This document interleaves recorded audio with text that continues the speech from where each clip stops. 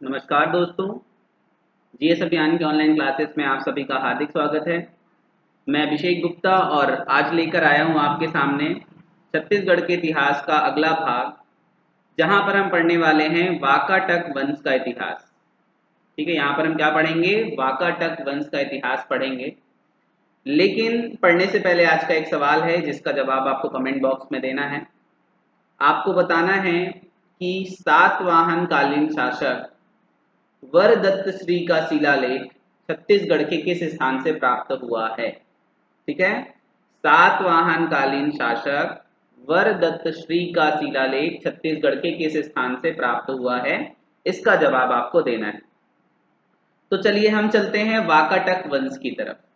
ठीक है, वाकाटक वंश इसने भारत में 3री से 5वीं शताब्दी तक शासन किया। ठीक है, इन्होंने वाकाटक शासकों ने 3री से 5वीं शताब्दी तक लगभग 200 वर्षों तक इन्होंने क्या किया? दक्कन क्षेत्र में शासन किया। वाकाटक वंश का जो उदय रहा है, ठीक है, हम देखेंगे कि सातवाहन वंश का जब पतन होता है, इससे पहले हमने सातवाहन काल पढ़ा, तो सातवाहन वंश के पतन के पश्चात सातवाहनों के शासन क्षेत्रों में कई छोटे छोटे वंशों का उदय हुआ। इसमें वाकाटक वंश एक महत्वपूर्ण राजवंश के रूप में उभरता है। ठीक है, तो वाकाटक वंश का उदय किसके बाद हुआ? सातवाहन वंश के पश्चात सातवाहनों का पतन हुआ और सातवाहनों के कुछ क्षेत्रों में ही क्या हुआ? वाकाटक राजवंशों का उदय हुआ। ठीक है, इनका अगर हम शासन क्षेत्र देखें तो वाकाटक वंशों का जो शासन क्षेत्र था, इसमें मुख्यतः दक्षिण कौशल शामिल था, कलिंग का कुछ क्षेत्र शामिल था, कलिंग देश का, मैकल क्षेत्र शामिल था, पूर्वी महाराष्ट्र शामिल था। इन क्षेत्रों में इन्होंने क्या किया? शासन किया। ठीक है, इन क्षेत्रों में क्या हुआ? वाकाटकों ने शासन किया। अगर हम बात करें वाकाटकों के शासन क्षेत्र की, तो पुराणों में बताया गया है कि एक वाकाटक शासक हुए थे प्रवरसेन। एक वाकाटक शासक हुए प्रवरसेन, या इन्हें प्रवीर सेन के नाम से भी जाना जाता है। तो प्रवीर सेन के 4 पुत्र थे। प्रवीर सेन के क्या हुए? 4 पुत्र हुए। इनके नाम का विशेष तौर पर उल्लेख नहीं मिलता है, पर आप याद रखिए प्रवर सेन के क्या हुए? 4 पुत्र हुए। और प्रवर सेन ने क्या किया? अपने पूरे शासन क्षेत्र को 4 भागों में विभाजित कर दिया। ठीक है, इन्होंने क्या किया? 4 भागों में विभाजित कर दिया और यही वाकाटक की 4 शाखाएं कहलाई। वाकाटकों की क्या कहलाई? 4 शाखाएं कहलाई, पहला, दूसरा, तीसरा और चौथा। ठीक है, एक शाखा जो दक्षिण कौशल में शासन करती थी, अर्थात छत्तीसगढ़ में। ठीक है, एक शाखा जो आपका पूर्वी महाराष्ट्र, ठीक है, और उत्तरी विदर्भ में, ये जो विदर्भ वाला भाग है, विदर्भ के उत्तरी हिस्से में किसका शासन था? वाकाटकों का शासन था। तो एक विदर्भ वाले भाग में एक शाखा थी जो दक्षिणी विदर्भ में शासन करती थी। ठीक है, एक शाखा थी जो दक्षिणी विदर्भ पर शासन करती थी और एक शाखा थी जो गोदावरी नदी के दक्षिण में शासन करती थी और उनका शाखा कहलाया कुंतल देश का, या कुंतल देश के वाकाटक। ठीक है, तो ये 4 शाखाएं थी। उत्तरी विदर्भ और पूर्वी महाराष्ट्र में एक शाखा, दूसरी शाखा दक्षिणी विदर्भ में, तीसरी शाखा दक्षिण कौशल में और चौथी शाखा कुंतल देश के नाम से क्या हुआ? प्रसिद्ध हुआ। तो ये वाकाटकों की 4 शाखाएं देखने को मिलती। ठीक है, ये बात आपको याद रखनी है। वाकाटकों की राजधानी आपको याद रखनी है। इनकी राजधानी थी, जो ज्येष्ठ शाखा थी, ये वाली जो शाखा थी, ये सबसे प्राचीन शाखा या ज्येष्ठ शाखा कहलाती है। इनकी राजधानी थी नंदीवर्धन। वर्तमान का जो नागपुर वाला भाग है, नागपुर का प्राचीन नाम है नंदीवर्धन। तो इनकी राजधानी या मूल निवास स्थान कहाँ इसने बनाया? नंदीवर्धन को बनाया। तो नंदीवर्धन इनकी राजधानी थी। और इस वंश के संस्थापक का नाम आपको याद रखना है, विंध्य शक्ति। वाकाटक वंश के संस्थापक कौन थे? विंध्य शक्ति। ठीक है, आपको याद रखना है, विंध्य शक्ति इस वंश के संस्थापक थे। लगभग 250 ईस्वी के आसपास इन्होंने क्या किया? शासन अपना शुरू किया। तो ये विंध्य शक्ति का नाम हमको विशेष तौर पर याद रखना है। ठीक है, तो देखिए एक बार हमने क्या देखा, वाकाटक वंश इन्होंने 3वीं से 5वीं शताब्दी तक दक्कन क्षेत्र में शासन किया। इनका उदय सातवाहनों के पतन के पश्चात हुआ। इनकी राजधानी नंदीवर्धन है और संस्थापक हैं विंध्य शक्ति। ठीक है, प्रवर सेन एक राजा हुए इस वंश में, या प्रवीर सेन। इनके 4 पुत्र थे और इन्होंने अपने शासन क्षेत्र को 4 भागों में विभाजित कर दिया। यही वाकाटकों की 4 शाखाओं के रूप में क्या हुआ? इनका उदय हुआ। उत्तरी विदर्भ, दक्षिणी विदर्भ और पूर्वी महाराष्ट्र में एक शाखा दक्षिण कौशल में थी और एक शाखा गोदावरी नदी के दक्षिण में कुंतल देश के नाम से क्या हुआ? विख्यात हुआ। तो ये बातें आपको याद रखनी है। अगर हम देखें कि वाकाटक वंश के दक्षिण कौशल में राज करने की जानकारी कहाँ से मिलती है, तो जानकारी के अलग अलग स्रोत हैं। अगर हम स्रोत पर बात करें कि वाकाटक वंश के दक्षिण कौशल में राज करने की जानकारी कहाँ से मिलती है, तो कई साक्ष्य हैं। इनमें एक महत्वपूर्ण साक्ष्य है प्रयाग प्रशस्ति अभिलेख। अभी सबके बारे में हम बात करेंगे, अभी आप नाम याद रखिए, प्रयाग प्रशस्ति अभिलेख। ठीक है, गुप्त वंश के एक राजा हुए समुद्रगुप्त। तो ये जो प्रयाग प्रशस्ति अभिलेख है, ये समुद्रगुप्त का ही एक अभिलेख है। ठीक है, तो प्रयाग प्रशस्ति अभिलेख हो गया। एक पूना ताम्रपत्र, ठीक है, एक प्रभावती गुप्त थी, उनका पूना से ताम्रपत्र मिला है, पूना ताम्रपत्र। पूना ताम्रपत्र से इस वंश की जानकारी मिलती है। छत्तीसगढ़ में राजिम से एक अभिलेख प्राप्त हुआ है, राजिम और अड़भार से। तो राजिम और अड़भार ताम्रपत्र से जानकारी मिलती है। ठीक है, मध्य प्रदेश के बालाघाट से एक लेख प्राप्त हुआ है, तो बालाघाट लेख है।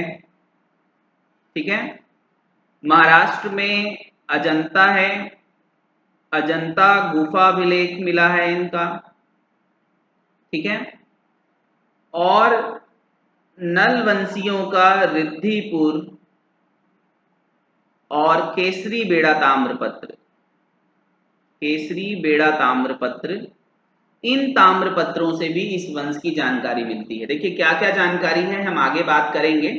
पहले आप याद रखिए कि वाकाटक वंश के शासन की जानकारी कहाँ से प्राप्त होती है, तो प्रमुख स्रोत हैं, एक आपका समुद्रगुप्त का प्रयाग प्रशस्ति अभिलेख, प्रभावती गुप्त का पूना ताम्रपत्र, वाकाटकों का राजिम व अड़भार अभिलेख ताम्रपत्र, एमपी में बालाघाट लेख, अजंता गुफा लेख, रिद्धिपुर और केसरी बेड़ा ताम्रपत्र। ठीक है, इसके अलावा दुर्ग में आपका बानाबरद है, बानाबरद गांव। ठीक है, और मोहल्ला गांव। तो बानाबरद और मोहल्ला ग्राम से वाकाटकों की मुद्राएं प्राप्त हुई हैं। ठीक है, जो इस क्षेत्र को वाकाटकों का शासन क्षेत्र क्या करता है? सिद्ध करता है। तो ये आपको सामान्य परिचय पहले याद रखना है। ठीक है, इतनी बातें हमें याद रखनी है।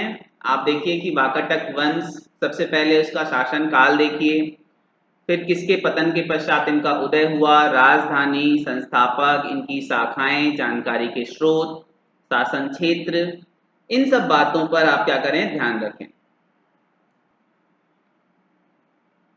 अगर हम वाकाटक वंश के समकालीन वंश की बात करें, तो वाकाटक वंश के समकालीन ये जो आपका छत्तीसगढ़ का बस्तर वाला भाग है, और उड़ीसा का कुछ हिस्सा, यहाँ पर नल नाग वंशियों का शासन था। ये छत्तीसगढ़ के स्थानीय वंश हैं। तो जो नल नाग वंश थे, ठीक है, वो वाकाटक वंश के समकालीन थे। ठीक है, वाकाटकों के समकालीन वंश में एक है आपका नल नाग वंश, जिनका आपस में संघर्ष होता रहा है। तो इनके संघर्ष की जानकारी हमें मिलती है। वाकाटक और नलों के बीच में आपसी जो संघर्ष था उसकी जानकारी हमें प्राप्त होती है। इसके अलावा, ठीक है, सातवाहनों के समय में ये जो उत्तरी क्षेत्र है, यहां पर कुषाणों का शासन था। कुषाणों का जब पतन हुआ तो कुषाणों के पतन के पश्चात गुप्त साम्राज्य का उदय हुआ या गुप्त वंश का उदय हम देखते हैं। तो जो गुप्त शासक थे ये भी क्या थे, वाकाटक वंश के समकालीन थे। इसकी भी जानकारी हमें मिलती है। तो ये जो तीन वंश थे ये एक दूसरे के समकालीन थे, वाकाटक वंश, गुप्त वंश और नल नाग वंश। तो गुप्त शासकों ने क्या किया, कुषाणों और सातवाहनों के क्षेत्रों पर अपना शासन स्थापित कर लिया और इनकी राजधानी पाटलिपुत्र थी। ठीक है, तो हमारा जो दक्षिण कौशल था ये कभी वाकाटकों के अधीन रहा, कभी गुप्तों के अधीन रहा। ठीक है, वाकाटक और गुप्तों के अधीन ये हमारा क्षेत्र इस समय रहता है। तो तीसरी से 5वीं सदी तक हम देखेंगे कि छत्तीसगढ़ का जो दक्षिण कौशल था ये कभी वाकाटकों के अधीन है, कभी गुप्तों के अधीन है। ठीक है, और इनके बीच भी हम देखेंगे कुछ विशेष संघर्ष नहीं हुआ, लेकिन एक गुप्त शासक ने वाकाटक वंश के एक राजा को क्या किया था, परास्त किया था, जो अभी हम समझने वाले हैं। ठीक है, तो ये हो गई एक और बात। अब देखिए कुछ महत्वपूर्ण वाकाटक वंश के राजा हैं जिनका नाम हमें याद रखना है और फिर उसके बाद हम उनके बारे में पढ़ेंगे। देखिए, एक राजा आपको याद रखना है, संस्थापक थे जो विंध्य शक्ति, वो हम याद रखेंगे। दूसरा हमें याद रखना है महेंद्र सेन। ठीक है, महेंद्र सेन। ठीक है, महेंद्र सेन के बाद आपको याद रखना है रुद्र सेन। महेंद्र सेन, रुद्र सेन। तीसरा आपको याद रखना है प्रवर सेन। ठीक है, महेंद्र सेन, रुद्र सेन और प्रवर सेन, ये तीन नाम, महेंद्र सेन, रुद्र सेन, प्रवर सेन। इसको आप याद रख सकते हैं एमआरपी करके। देखिए, एम से महेंद्र सेन, आर से रुद्र सेन द्वितीय, पी से पृथ्वी प्रवर सेन द्वितीय। ठीक है, तो महेंद्र सेन, रुद्र सेन, प्रवर सेन। फिर एक महत्वपूर्ण शासक हुए नरेंद्र सेन। ठीक है, कौन हुए, नरेंद्र सेन हुए। नरेंद्र सेन के बाद पृथ्वी सेन हुए, पृथ्वी सेन द्वितीय। उसके बाद देवसेन एक शासक हुए और देवसेन के बाद एक शासक हुए हरिसेन। इनका नाम मैं इधर लिख देता हूं, हरिसेन। ठीक है, तो इन्हें देखिए, आप देखेंगे प्रत्येक राजा, ठीक है, कि लास्ट में आपको सेन दिखाई देगा। इनका उपनाम जो था वो सेन था, इसीलिए वाकाटक वंश को हम सेन वंश के नाम से भी जानते हैं। वाकाटक वंश को सेन वंश के नाम से भी जाना जाता है, ये भी बात आपको याद रखनी है। ठीक है, अब देखिए, इस वंश का एक शासक था महेंद्र सेन। ठीक है, महेंद्र सेन एक शासक था इस वंश का। दक्षिण कौशल का एक राजा था महेंद्र सेन। ठीक है, ये जो महेंद्र सेन था गुप्त शासक समुद्रगुप्त का समकालीन था। ठीक है, समुद्रगुप्त का क्या था, ये समकालीन शासक था। तो समुद्रगुप्त जो थे गुप्त वंश के एक बहुत प्रतापी शासक थे, बहुत ही क्या थे, प्रतापी शासक थे। इन्होंने बहुत बड़े भारत पर विजय प्राप्त की। ठीक है, बहुत बड़े क्षेत्र पर इन्होंने क्या किया, विजय प्राप्त किया। और इनके प्रताप का या इनके विजय अभियानों का जो वर्णन है वो इनके दरबारी कवि जो हरिसेन थे, इनके दरबारी कवि का नाम था हरिसेन। ठीक है, तो हरिसेन ने क्या किया, समुद्रगुप्त के प्रताप का या विजय अभियानों का वर्णन किया है प्रयाग प्रशस्ति अभिलेख में। ठीक है, इन्होंने क्या किया, एक प्रयाग प्रशस्ति अभिलेख खुदवाया तो प्रयाग प्रशस्ति अभिलेख में समुद्रगुप्त के विजय अभियानों का वर्णन मिलता है। ठीक है, ये जो प्रयाग प्रशस्ति अभिलेख है, प्रशस्ति का मतलब होता है प्रशंसा, तो समुद्रगुप्त के प्रशंसा में लिखा गया एक अभिलेख है जो कि हरिसेन ने क्या किया है, इसे लिखा है, हरिसेन द्वारा रचित है। ठीक है, इसकी ये जो प्रयाग प्रशस्ति है ये एक विशेष शैली में लिखा गया है जिसे चंपू शैली के नाम से हम जानते हैं।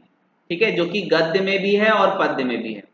गद्य और पद्य में लिखा हुआ है ये प्रयाग प्रशस्ति अभिलेख, जिसे हम चंपू शैली के नाम से जानते हैं।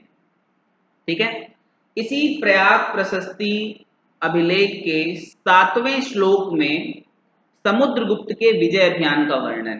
ठीक है, इस प्रयाग प्रशस्ति अभिलेख के 7वें श्लोक में समुद्रगुप्त के विजय अभियानों का वर्णन है। ठीक है, और ये जो प्रयाग प्रशस्ति अभिलेख है वास्तव में सम्राट अशोक ने जो प्रयाग स्तंभ लेख खुदवाया था, सम्राट अशोक ने क्या किया था, एक प्रयाग स्तंभ लेख बनवाया था। उसी प्रयाग स्तंभ लेख के नीचे, ठीक है, समुद्रगुप्त ने क्या करवाया, प्रयाग प्रशस्ति अभिलेख खुदवाया। ठीक है, तो ये वास्तव में किसका है, सम्राट अशोक का प्रयाग स्तंभ लेख था जिसके नीचे प्रयाग प्रशस्ति खुदा हुआ है। ठीक है, इसकी 19वीं पंक्ति में, ठीक है, इस प्रयाग प्रशस्ति के 19वीं पंक्ति में लिखा हुआ है कि समुद्रगुप्त ने अपनी दक्षिण अभियान के दौरान, ठीक है, समुद्रगुप्त ने जब क्या किया, दक्षिण अभियान किया, तो दक्षिण अभियान के दौरान पूरे दक्कन और दक्षिण भारत के 12 राजाओं को इन्होंने पराजित किया। ठीक है, क्या किया, 12 राजाओं को इन्होंने परास्त किया, और परास्त करने के पश्चात उन्हें क्या किया, उनका शासन लौटा भी दिया। तो इन्होंने अपने दक्षिण अभियान के दौरान जो नीति अपनाई वो नीति कहलाती है ग्रहण मोक्षानुग्रह। ग्रहण मोक्षानुग्रह, ठीक है, ये नीति क्या कहलाई, ग्रहण मोक्षानुग्रह। तो समुद्रगुप्त ने क्या किया, दक्षिण भारत के राज्यों को ग्रहण किया, मतलब जीता। ठीक है, शासकों को क्या किया, ग्रहण किया, उन्हें जीता, उन्हें बंदी बनाया, उन्हें मोक्ष प्रदान किया, मतलब उन्हें मुक्त किया, और अनुग्रह का मतलब है उन्हें उनका राज्य वापस लौटा दिया। ठीक है, तो ग्रहण किया, राजाओं को मुक्त किया और उन्हें उनका राज्य वापस लौटा दिया और अपने अधीन रखा। ठीक है, तो समुद्रगुप्त ने क्या किया, जब दक्षिण अभियान किया तो यहाँ के जो शासक थे वो समुद्रगुप्त के अधीन हो गए और वो उन्हें क्या करते थे, कर प्रदान करते थे, और आवश्यकता अनुसार कभी कभी क्या करते थे, सैन्य सहायता भी प्रदान करते थे। ठीक है, तो कर देते थे कौन, दक्षिण भारत के राज्य समुद्रगुप्त को। तो इन्होंने क्या किया, कौशल के शासक महेंद्र सेन को परास्त किया। आपको याद रखना है, क्या किया, महेंद्र सेन को परास्त किया। ठीक है, 19वीं पंक्ति में लिखा हुआ है, कौशल के महेंद्र, महाकांतर के व्याघ्रराज, केरल के मष्टराज प्रभृति, ठीक है, सभी दक्षिणापथ नरेशों को पकड़ने और छोड़ देने और उन पर अनुग्रह दिखाने के फलस्वरूप, ठीक है, उन्हें क्या किया, पकड़ा, उन्हें छोड़ा और उन पर अनुग्रह दिखाया। इसके फलस्वरूप क्या हुआ, समुद्रगुप्त के प्रताप में क्या हुई, और वृद्धि हुई। तो समुद्रगुप्त का प्रताप बढ़ गया, ये लिखा हुआ है प्रयाग प्रशस्ति अभिलेख में, इसकी 19वीं पंक्ति में। तो समुद्रगुप्त ने क्या किया, महेंद्र सेन को परास्त किया और एक नलवंशी शासक थे व्याघ्रराज, ठीक है, इन्हें भी परास्त किया। तो व्याघ्रराज और महेंद्र सेन को परास्त करने का उल्लेख है। ठीक है, तो ये महेंद्र सेन के बारे में आपको इतनी बात याद रखनी है। ठीक है, समुद्रगुप्त का समकालीन शासक था, समुद्रगुप्त ने इसे परास्त किया। समुद्रगुप्त के दक्षिण अभियान के दौरान महेंद्र सेन दक्षिण कौशल का शासक था। इतनी बात आपको याद रखनी है। देखिए, महेंद्र सेन के पश्चात एक महत्वपूर्ण शासक है जिसके बारे में आपको याद रखना है, वो है रुद्रसेन द्वितीय। ठीक है, एक शासक रुद्रसेन प्रथम भी हुआ होगा, जब हम द्वितीय देख रहे हैं तो एक शासक कौन हुआ होगा? रुद्रसेन प्रथम भी हुआ होगा, लेकिन ये है रुद्रसेन द्वितीय। ठीक है, रुद्रसेन द्वितीय जो था वो गुप्त शासक चंद्रगुप्त द्वितीय का समकालीन था। ठीक है, एक गुप्त वंश के शासक हुए चंद्रगुप्त द्वितीय विक्रमादित्य। ठीक है, ये कौन थे? चंद्रगुप्त द्वितीय विक्रमादित्य। ये भी गुप्त वंश के एक बहुत प्रतापी शासक हुए। ठीक है, इनका जो समय था चंद्रगुप्त द्वितीय का, यही प्राचीन भारत के इतिहास का स्वर्णिम युग कहलाता है। तो जो भारत का चहुमुखी विकास हम देखते हैं वो चंद्रगुप्त द्वितीय के समय हुआ। ठीक है, इनके दरबार में भी 9 रत्न थे। ठीक है, इन्होंने भी क्या किया? अपने दरबार में विद्वानों को आश्रय प्रदान किया और अपने दरबार में 9 रत्नों को इन्होंने क्या किया? रखा था। ठीक है, तो चंद्रगुप्त द्वितीय जो थे वो रुद्रसेन के समकालीन थे। लगभग 380 ईस्वी 380 ईस्वी में क्या हुआ? चंद्रगुप्त द्वितीय का राज्याभिषेक हुआ। ठीक है, इसी समय रुद्रसेन भी क्या हुआ? वाकाटक वंश का अर्थात दक्षिण कौशल का शासक हुआ। तो चंद्रगुप्त द्वितीय की क्या हुई? एक बेटी थी, एक पुत्री थी प्रभावती। ठीक है, चंद्रगुप्त द्वितीय की एक पुत्री थी प्रभावती। तो चंद्रगुप्त द्वितीय ने क्या किया? प्रभावती का विवाह करा दिया रुद्रसेन द्वितीय से। ठीक है, प्रभावती का विवाह किससे हुआ? रुद्रसेन द्वितीय से प्रभावती गुप्त का विवाह हुआ। ठीक है, तो चंद्रगुप्त द्वितीय और रुद्रसेन, ठीक है, इनके बीच में क्या हो गया? एक संबंध स्थापित हुआ। ठीक है, इनके बीच क्या हुआ? एक संबंध स्थापित हुआ, जो कि हमें एक वैवाहिक संबंध दिखाई पड़ता है रुद्रसेन द्वितीय और प्रभावती के बीच में। ठीक है, तो प्रभावती का विवाह हो गया रुद्रसेन द्वितीय से। ठीक है, इसी समय क्या हुआ? इस विवाह के पश्चात हम देखते हैं कुछ समय पश्चात क्या हो गया? रुद्रसेन की मृत्यु हो गई। लगभग 4-5 वर्षों में क्या हुआ? रुद्रसेन की मृत्यु हो जाती है और मृत्यु होने के पश्चात वाकाटक वंश का जो राज्य था वो क्या हो जाता है? अस्थिर हो जाता है, क्योंकि अभी जो रुद्रसेन द्वितीय के पुत्र हैं जैसे प्रवरसेन हैं, ये सब क्या है? अल्पवयस्क हैं, ये सब क्या है? छोटे हैं अभी। तो रुद्रसेन द्वितीय की मृत्यु के पश्चात प्रभावती ने क्या किया? वाकाटकों के राज को अपने हाथों में ले लिया और इसने अपने पुत्रों के संरक्षिका के तौर पर वाकाटकों का शासन संभाला। ठीक है, अगर आपने बाहुबली देखा होगा तो वहां पर भी क्या होता है? संरक्षिका के तौर पर शासन संभालती हैं, ठीक है, जो बाहुबली की मां है। तो वैसे ही प्रभावती ने क्या किया? यहां पर संरक्षिका के तौर पर शासन संभाला। ठीक है, तो जो वाकाटक वंश था यहीं पे क्या हुआ? अप्रत्यक्ष रूप से चंद्रगुप्त द्वितीय के शासन के अधीन आ गया। ठीक है, तो यहां पर हम देखेंगे कि वाकाटकों पर क्या हो गया? गुप्तों का प्रभुत्व स्थापित होता है।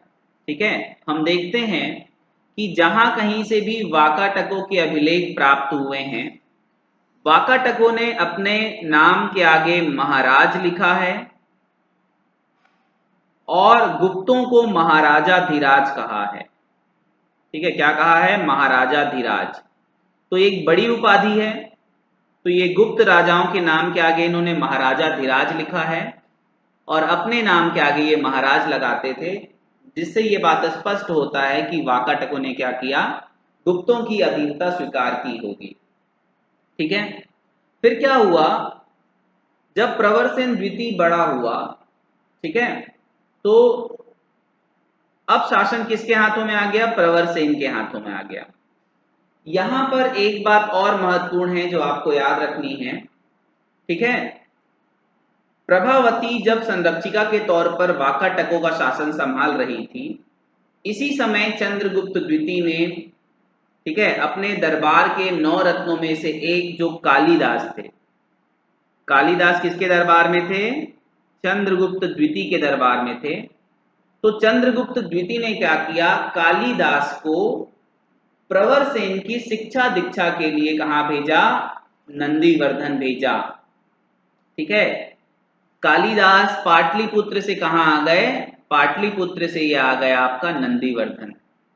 तो इस यात्रा के दौरान उन्होंने सरगुजा में भी कुछ क्षेत्र तक समय व्यतीत किया। सरगुजा में क्या किया, कुछ समय तक कालिदास ने क्या किया, समय बिताया। ठीक है, और कालिदास ने सरगुजा को स्वर्ग का द्वार कहा। कालिदास ने क्या कहा, सरगुजा को स्वर्ग का द्वार कहा। और इसी सरगुजा की रामगढ़ की पहाड़ी में, ठीक है, माना जाता है कि कालिदास ने सरगुजा के रामगढ़ की पहाड़ी में अपने प्रसिद्ध रचना मेघदूतम की रचना की।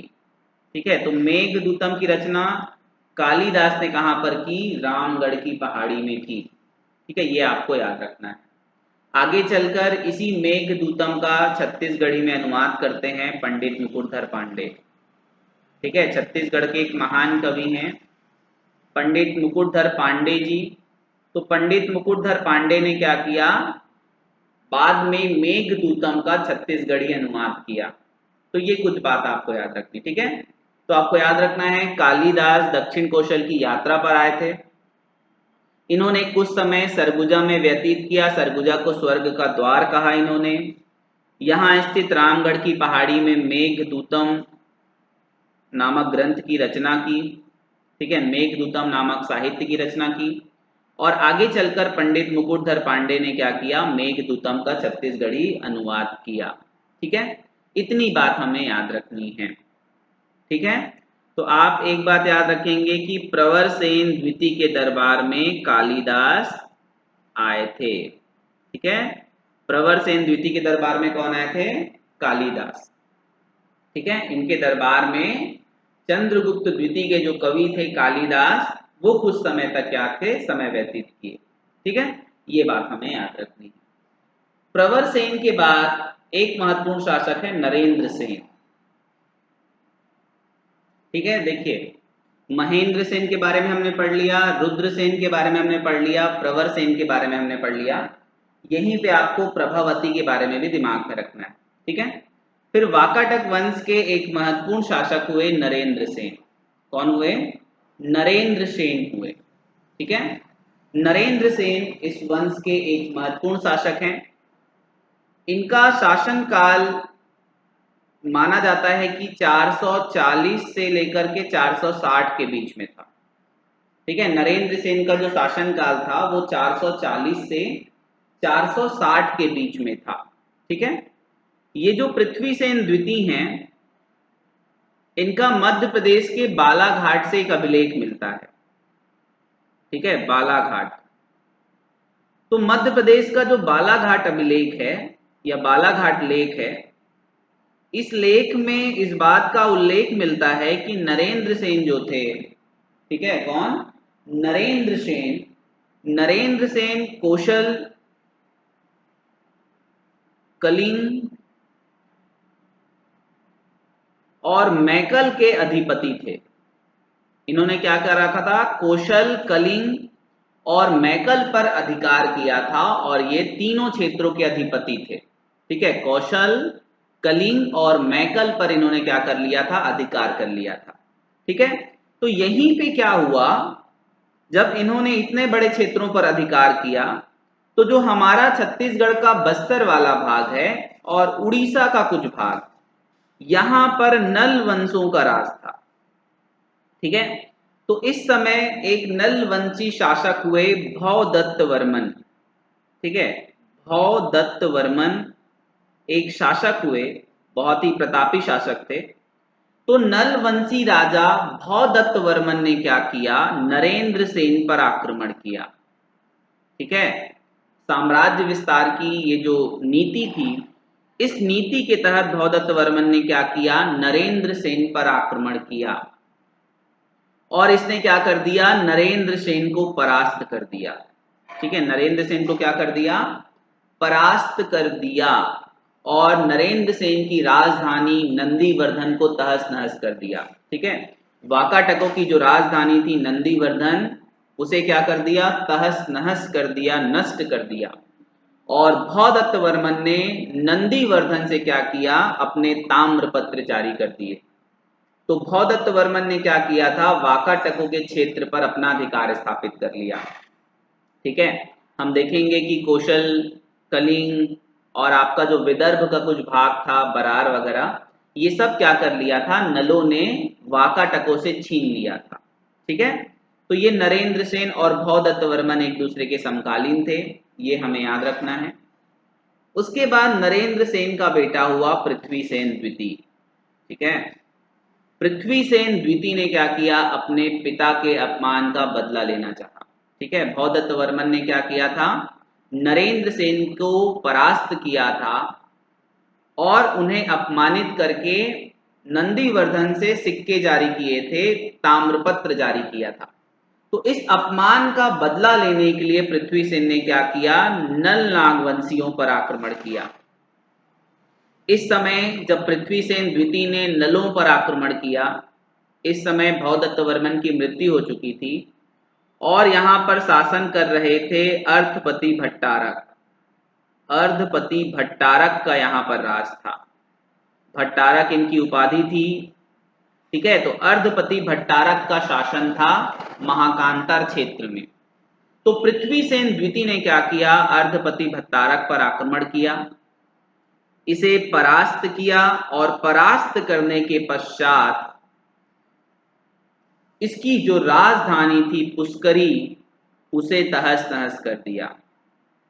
जिस प्रकार भौदत्त वर्मन ने नंदीवर्धन को नष्ट किया था, उसी प्रकार पृथ्वीसेन द्वितीय ने क्या कर दिया, पुष्करी को नष्ट कर दिया और अपने पिता के अपमान का बदला लिया। ठीक है, पुष्करी या इसे ही भोपालपट्टनम के नाम से जाना जाता है, तो भोपालपट्टनम या पुष्करी को क्या कर दिया, तहस नहस किया और अपने पिता के अपमान का बदला लेता है।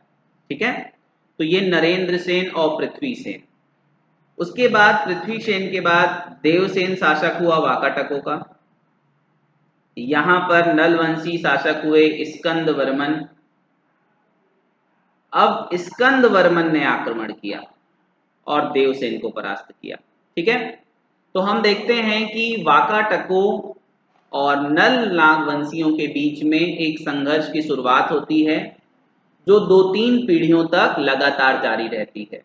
नरेंद्र सेन के समय ये संघर्ष शुरू हुआ। ठीक है, पृथ्वीसेन और देवसेन तक ये संघर्ष हम देखते हैं। ठीक है, तो इधर पर वाकाटक वंश और इधर नल नागवंशी एक दूसरे के क्या थे, समकालीन थे और एक लंबे संघर्ष की जानकारी हमें मिलती। ठीक है, इस बात की जानकारी हमें, देखिए एक रिद्धिपुर अभिलेख है, हमने पढ़ा था भौदत्त वर्मन का रिद्धिपुर अभिलेख।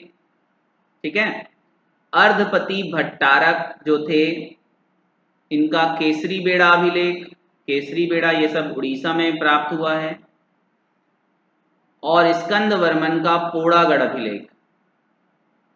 इसने क्या किया, स्कंद वर्मन ने पुष्करी को पोड़ागढ़ के नाम से क्या किया, फिर से स्थापित किया और देवसेन को परास्त किया। स्कंद वर्मन ने क्या किया, पुष्करी को पोड़ागढ़ के रूप में पुनः स्थापित किया और देवसेन को परास्त किया। तो स्कंद वर्मन का हमें पोड़ागढ़ अभिलेख प्राप्त होता है। तो रिद्धिपुर, केसरी बेड़ा और पोड़ागढ़, इन अभिलेखों या ताम्र पत्रों से हमें क्या मिलता है, वाकाटक वंश और नल नागवंशियों के बीच में संघर्ष की जानकारी प्राप्त होती है। ठीक है, उसके बाद इस वंश का अंतिम जो शासक था वो था हरिसेन। इस वंश का अंतिम शासक हुआ हरिसेन। ठीक है, हरिसेन का एक अजंता गुफा अभिलेख प्राप्त हुआ है। हरिसेन का महाराष्ट्र के अजंता नामक स्थान से अजंता गुफा अभिलेख प्राप्त हुआ है। इस गुफा अभिलेख में हरिसेन को इस वंश का अंतिम राजा बताया गया है और इस वंश के वंशावली का नाम भी मिलता है। इस वंश के राजाओं के नाम का उल्लेख भी मिलता है हमें, कहां से, अजंता गुफा अभिलेख से। ठीक है, इस समय भी, हरिसेन के समय भी हम देखेंगे कि आपका जो कौशल था, कलिंग था और मैकल, वो हरिसेन के अधिकार में था। ठीक है, हरिसेन के अधिकार में इस समय छत्तीसगढ़ का भाग, उड़ीसा का कुछ हिस्सा और मैकल क्षेत्र, ये तीनों जो था वो हरिसेन के अधिकार में था। इस बात की जानकारी हमें अजंता गुफा अभिलेख से प्राप्त होती। ठीक है, फिर जब हरिसेन की मृत्यु हुई, ठीक है, ये जब नष्ट होने के कगार पर था वाकाटक वंश, तब दक्षिण के एक वत्सगुल्म शाखा थी दक्षिण में, वहां के वाकाटकों ने आकर क्या किया, शासन किया। तो वत्सगुल्म के वाकाटक वंशों ने क्या कर लिया, इनके शासन क्षेत्रों पर अपना अधिकार स्थापित कर लिया। तो यहां तक हम देखते हैं वाकाटक वंश। ठीक है, एक बार शॉर्ट में अगर हम समझें तो आपको देखिए क्या याद रखना है। सबसे पहले वाकाटक वंश, इनका शासनकाल हमें याद रखना है कि 3री से 5वीं सदी तक इन्होंने छत्तीसगढ़ और दक्कन क्षेत्र में राज किया। इनका शासन क्षेत्र क्या था वो याद रखना है। इनकी राजधानी नंदीवर्धन, संस्थापक विंध्य शक्ति। कहाँ कहाँ से इस वंश की जानकारी मिलती है, तो जानकारी के स्रोत के बारे में हमें पढ़ना है। इस वंश के समकालीन शासकों के बारे में और समकालीन वंश के बारे में आपको याद रखना है। ठीक है, उसके बाद आपको इस वंश के महत्वपूर्ण शासकों का नाम याद रखना है और उनके बारे में हमें याद रखना है। ठीक है, महेंद्र सेन हो गए, रुद्र सेन हो गए, प्रवर सेन हो गए, नरेंद्र सेन, पृथ्वी सेन, देवसेन, हरिसेन, इनके बारे में याद रखना है। गुप्तों और आपका जो वाकाटकों के बीच में एक लड़ाई हुई समुद्रगुप्त और आपका महेंद्र सेन के बीच, वो आपको याद रखना है। और नल वंशियों के बीच जो संघर्ष था वाकाटकों का, वो याद रखना है। ठीक है, तो आपको ये पूरा याद हो जाएगा। सबसे पहले एक ओवरव्यू बनाइए उस वंश के बारे में, एक सामान्य जानकारी याद रखिए, फिर धीरे धीरे एक्स्ट्रा इंफॉर्मेशन आप पुट करते चले जाइए, तो आपको ये बेहतर तरीके से याद हो जाएगा। ठीक है, देखिए बहुत सारा इंफॉर्मेशन कलेक्ट करने की आवश्यकता नहीं है, धीरे धीरे आप थोड़ी थोड़ी इंफॉर्मेशन कलेक्ट करें तो आप क्या कर पाएंगे, इतिहास से बहुत बेहतर तरीके से जुड़ पाएंगे। सबसे पहले नाम याद रखिए और फिर उसके अंदर दो तीन इंफॉर्मेशन क्या करते जाइए, पुट करते जाइए और याद करें, तो ज़्यादा अच्छे से याद हो जाएगा। ठीक है, तो आज के लिए इतना ही। Thank you so much. अगर आपको ये वीडियो पसंद आता है तो आप इसे लाइक करें, सब्सक्राइब करें और अपने दोस्तों के भी शेयर करना ना भूलें। Thank you so much.